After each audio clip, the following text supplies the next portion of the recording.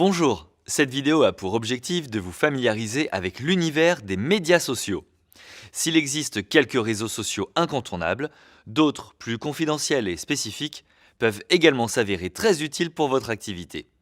Vous découvrirez dans cette vidéo les différentes options disponibles et comment faire votre choix parmi les différents réseaux. Quand on se lance dans les médias sociaux, il peut être judicieux de les classer par catégorie afin de savoir auxquels donner la priorité. Commençons par quelques-uns des principaux réseaux sociaux actuels. Facebook, Twitter, Google+, et LinkedIn comptent par exemple de très nombreux utilisateurs.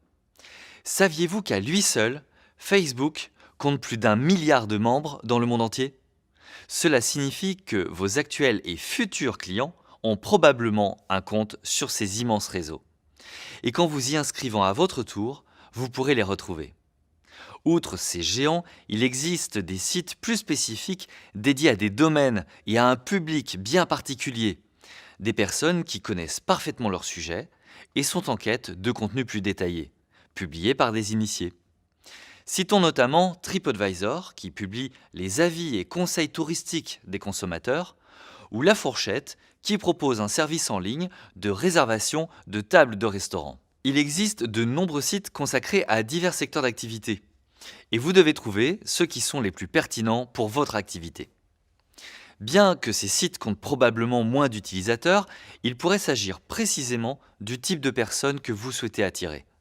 Autre élément à prendre en compte pour décider quel site rejoindre, l'objectif de chacun d'entre eux. Certains, par exemple, servent principalement à échanger avec ses proches.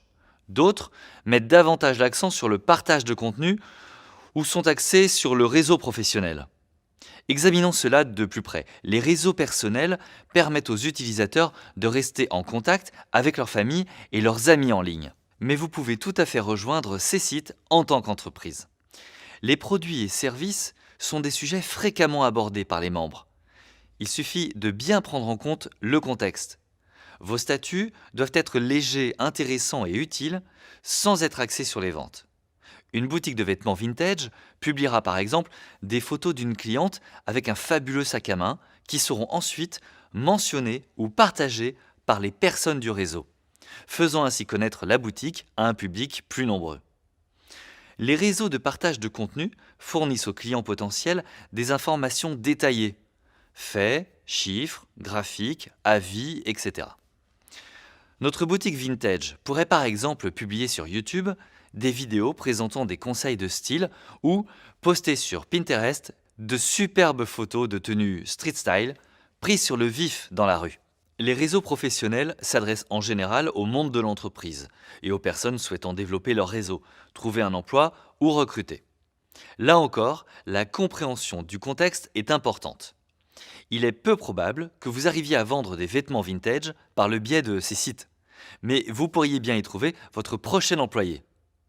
En revanche, si les clients de votre entreprise sont aussi des entreprises, ces réseaux peuvent être la plateforme idéale pour promouvoir vos produits et services à d'autres professionnels, occupant des fonctions et évoluant dans des secteurs très spécifiques. Au final, il s'agit de bien comprendre les objectifs de chaque réseau et des personnes avec qui vous souhaitez établir un lien. Les grands réseaux comme Facebook, Twitter, LinkedIn, Google+, YouTube, etc. comptent de nombreux utilisateurs. Vous y trouverez donc beaucoup de monde. Mais vous découvrirez également des réseaux plus confidentiels, consacrés précisément à votre activité, et dont les membres sont très intéressés par le type de produit ou service que vous proposez. Pour chaque réseau, passez du temps à vous renseigner sur la façon dont les internautes l'utilisent. Vous aurez ainsi une idée plus claire de la meilleure façon de participer aux discussions et du type de contenu que vous pourrez partager.